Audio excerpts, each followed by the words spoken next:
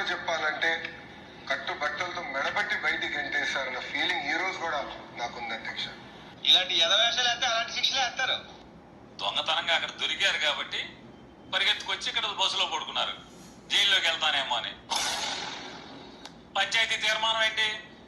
మూటామూడు చదివి కట్టుబట్టలతో వెళ్ళిపోవాలన్నారు, వచ్చేసారు మీరు. వెధవ పనులు చేస్తే మెడబెట్టుకుని బయటకి ఎంటక ఏం చేస్తారు చిన్నబాబు అని సోషల్ మీడియాలో వైరల్ అవుతున్న వీడియో మీరందరూ కూడా చూశారు. ఎందుకంటే నెటిజన్లు ఎందుకు ఇలాంటివి పోస్టులు చేస్తూ ఉంటారు, ఎందుకు వైరల్ చేస్తుంటారు అంటే మనం చేసే పనులను బట్టి వాళ్ళు కూడా అదే విధంగా రియాక్ట్ అవుతారు.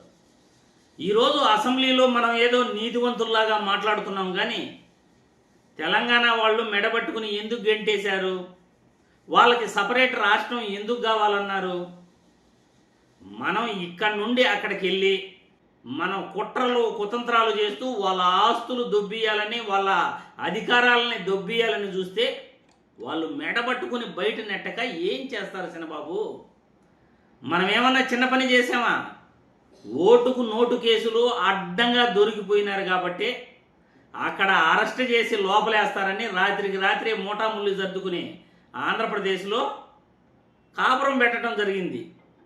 అంతేగాని మీరేమీ ఊరికే రాలేదు, వాళ్ళు మెడబట్టుకుని గెంటలేదు, మీరే మెడబట్టుకుని గెంటేటట్లు చేసుకున్నారు. తప్పుడు పనులు చేస్తే ఖచ్చితంగా ఎవరైనా మెడబట్టుకునే గెంటుతారు.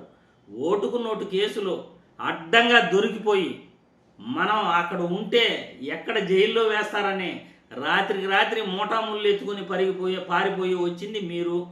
మళ్ళీ అసెంబ్లీలో కూర్చుని మనం ఏదో నీతివంతుల్లాగా, మనం ఏదో నిజాయితీ పరుల్లాగా మాట్లాడుతుంటే లోకం మిమ్మల్ని చూసి సహించదు చిన్నబాబు. ఎందుకంటే నిజాలు మాట్లాడుకోవాలి. మనం తెలంగాణ వాళ్ళని అన్యాయంగా వాళ్ళ పొట్టగొట్టలేదా? మనం అక్కడికి వెళ్ళి వాళ్ళని పెత్తనం చేయలేదా? పోనీ అక్కడికి వెళ్ళి మనం రియల్ ఎస్టేట్ వ్యాపారాలు చేయలేదా? అక్కడికి వెళ్ళి వాళ్ళపై అజమాయిషీ చేయలేదా? ఇక్కడ నుండి అక్కడికి వెళ్ళి రాజధాని పేరుతో వాళ్ళకి జరుగుతున్న, వాళ్ళ ప్రాంతానికి జరుగుతున్న అన్యాయాలను వాళ్ళు సహించలేక తిరగబడ్డారే కానీ మీరు మంచివారైతే వారు దేనికి మెడబట్టి గెంటేస్తారు? ఓటుకు నోటు కేసులు నాయకులను కొనాలని ప్రయత్నించి రేవంత్ రెడ్డి అడ్డంగా దొరికిపోయినాడు. ఆ రోజు రేవంత్ రెడ్డి అడ్డంగా దొరికిపోయినాడు కాబట్టే ఎక్కడ జైల్లో వేశారని రాత్రికి రాత్రి ఉమ్మడి రాజధాని అని కూడా చూడకుండా హైదరాబాద్ను వదిలేసి ఆంధ్రప్రదేశ్ ప్రజలకు కూడా మీరు అన్యాయం చేశారు.